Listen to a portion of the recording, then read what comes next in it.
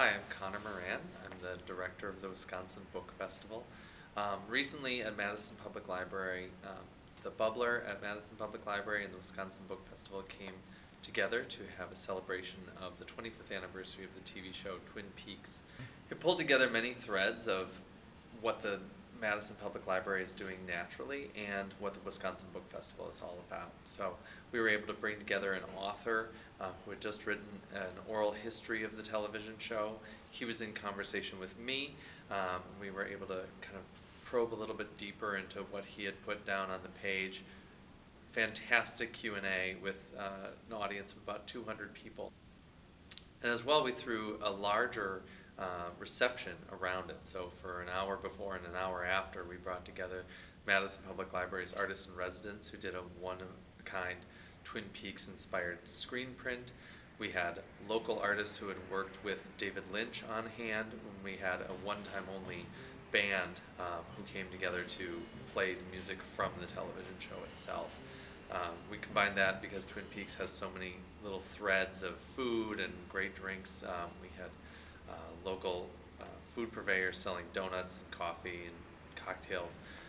We had about 500 people come out for this one night only collaborative event. It was exactly the kind of event that the book festival exists to put on, and exactly the kind of event that Madison Public Library has really been investing in the year and a half since reopening.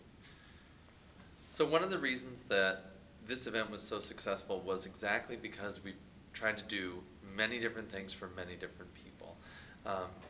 By looking at the successes of programming in the Bubbler and through the Wisconsin Book Festival, we were able to really tailor the event so that anyone could come and find something that they wanted to do. So we had button making, which plays on the Bubbler's drop-in makers events. We had a one-time only silk screening project by the artist in residence, Craig Grabhorn, who had pulled other local artists together to create this incredibly unique print. And that really made it kind of a can't-miss event for people. By pulling in music, which Madison Public Library has really invested in through projects like their Yahara project, we were able to gather together some other people who might not come just for a book event or just for an art event, but wanted to see that unique moment. And by bringing in an author from out of town and having an ambitious event around that, we also got people who might not come out for just an arts opening or just a concert, but who really want to see that great author programming. All three of those elements are things that the Wisconsin Book Festival and Madison Public Library really try to do every day, and we were able to capture it all in one evening. In doing so, it just shows some vibrancy for the neighborhood.